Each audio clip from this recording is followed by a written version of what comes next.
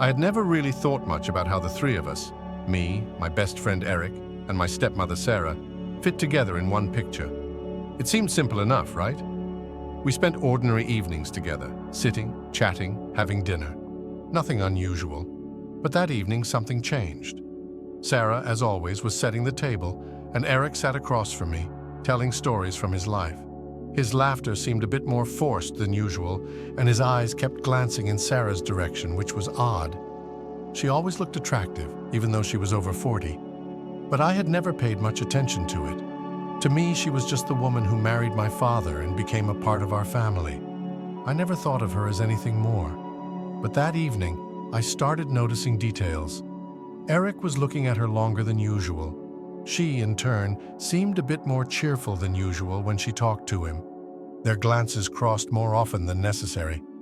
And when she was clearing the table, her fingers lingered on his hand for a moment. It was so subtle that I almost didn't believe it myself. When dinner ended, Sarah excused herself and went to her room as usual, saying she needed to rest. It was a normal evening, nothing special, and I'd almost forgotten about those strange looks. But a few minutes later, Eric suddenly said he needed to use the bathroom. That was normal too, but something stirred inside me. I couldn't explain it, but something felt off. He left, and a few moments later I heard a faint knock on the door. I sat still, trying to make sense of my thoughts. Maybe it was just a coincidence. Maybe I was imagining things. But then I felt my heart start beating faster. I quietly got up from the chair and headed down the hallway. My body moved automatically, as if I already knew what I was about to see. With each step down the long corridor, my mind swarmed with thoughts. When I approached Sarah's bedroom door, I heard muffled voices. They were whispering. It wasn't just casual conversation. I froze by the door, too afraid to open it. But at that moment, I heard a sound that turned everything inside me upside down. It was a kiss.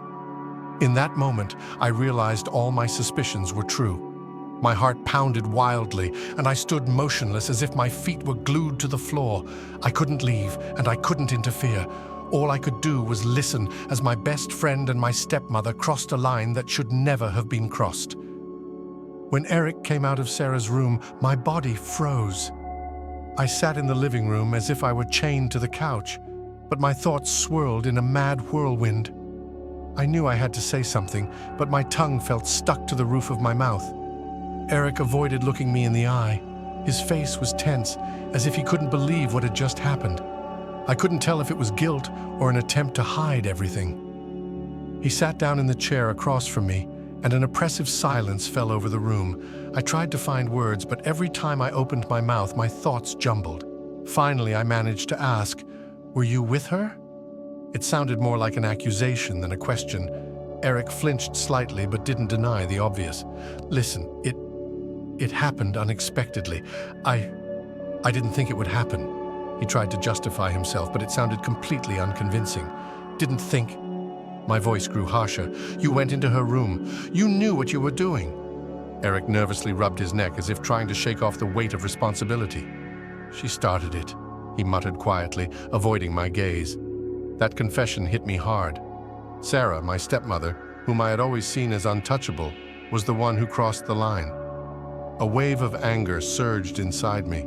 I knew I wasn't just angry at Eric, but also at myself, at the fact that I couldn't ignore the strange, conflicting feelings Sarah had stirred in me for a long time. Those feelings now surfaced with double force, but it was easier to be mad at him than to admit my own emotions. "This isn't normal, Eric," I shouted, unable to hold back. "You're my best friend. She's my stepmother." My words cut through the air, and silence engulfed us once again. Eric finally dared to meet my eyes. "I don't know what to say," his voice trembled. "But Max, something happened between us. She didn't do it for no reason." "What are you trying to say?" I leaned forward sharply, my mind racing with questions. "I think she has feelings for you." His confession hit me like a bolt of lightning. My head spun and I slumped back on the couch. Those words seemed absurd, but at the same time, they made sense. Thinking back to how she had looked at me, I began to connect the invisible threads. Eric saw that I was lost in my thoughts and added, "Look, I'm not trying to excuse myself, but I think you should talk to her. I'm as confused as you are." I didn't respond.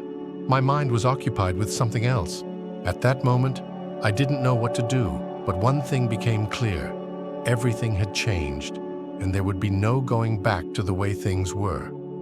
The next morning, I woke up to a silence that felt heavy and thick, like it had seeped into every corner of the house. The house was too quiet, and my thoughts were too loud. I lay in bed thinking about what Eric had said. His words echoed in my head, and I couldn't ignore them. Does she have feelings for me? It seemed so absurd that I couldn't accept it right away. But on the other hand, there was a strange grain of truth in it that I couldn't ignore. Sarah hadn't left her room all morning, and I sat in the kitchen staring at an empty cup. At some point, my patience snapped. I knew I couldn't live like this until we talked. My heart pounded wildly as I got up and headed toward her room. I knocked softly on the door. Her calm voice responded, "Come in." I walked in, and Sarah was sitting on the edge of the bed, brushing her hair as if it were just another day without a hint of tension. But I knew everything was far from normal. "We need to talk," I started, trying to keep my voice steady, though inside I was churning. She looked at me, her eyes calm, but there was something deep in them that I couldn't understand.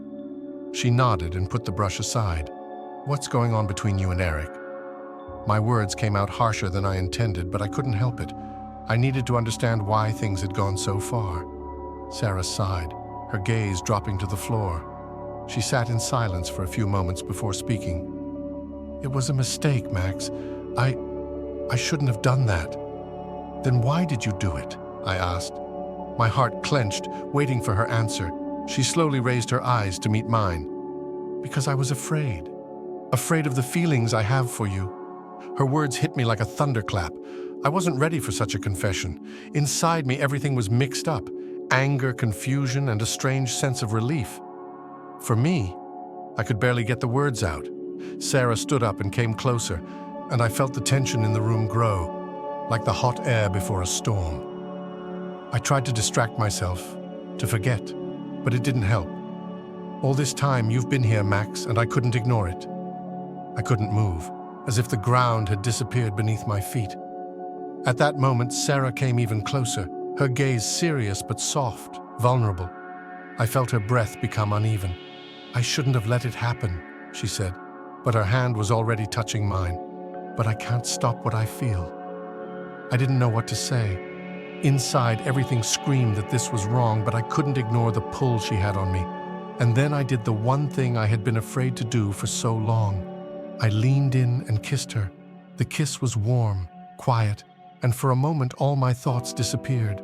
Sarah responded, her hands gently sliding up my neck, but then, as if someone flipped a switch, I pulled away abruptly, breathing heavily.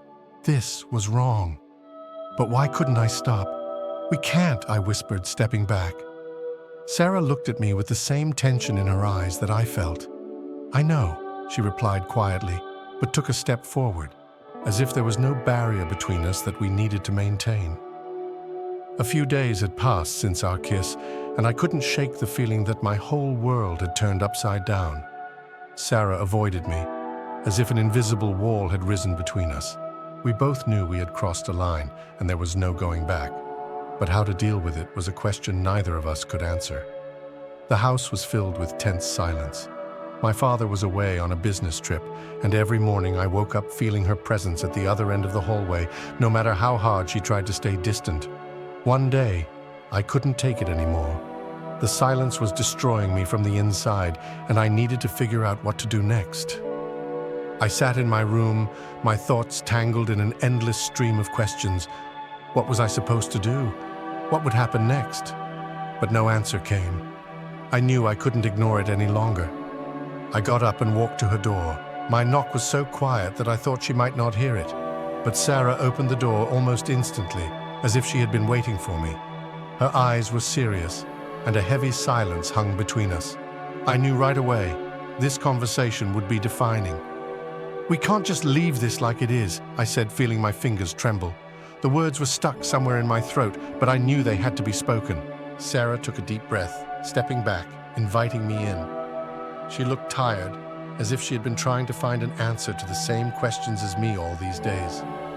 We sat across from each other, and for the first time in a long time, I saw uncertainty in her eyes. "I don't know how to fix this either," she said quietly. "But whatever it is, we have to be honest." "Honest?" I asked, trying to understand exactly what she meant. She nodded, avoiding my eyes. "We both know what happened. We can't just pretend it didn't, but it's wrong. All of this was caused by confused emotions, by loneliness. But that doesn't mean we should continue." Those words pierced me. I knew she was right. There was something between us, something we both felt, but it couldn't be the foundation for anything real. I saw the same conflict in her eyes that was tearing me apart.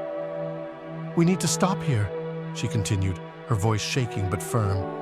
"I don't want to hurt you or your father. We can't ignore reality." I stayed silent, realizing that this moment was the culmination of all our mistakes.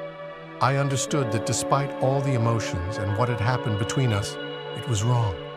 We had crossed a line, and if we continued, the consequences would be devastating for everyone. Finally, I nodded, accepting her words. "You're right," I replied quietly, feeling the weight begin to lift from my chest. "We can't keep this going." A tense silence hung between us, but this time it felt different, not as heavy as before. Sarah looked at me, and I saw relief mixed with sadness in her eyes. We both knew this was the only right decision. "I think we need some time," I said, standing up. "I'll leave for a few days. We both need space to think." Sarah nodded, her eyes filled with understanding. She didn't argue, knowing it was the right thing to do. We both needed time to process what had happened. I left, feeling a strange mixture of relief and sorrow. It had been our mistake, but now we knew how to fix it.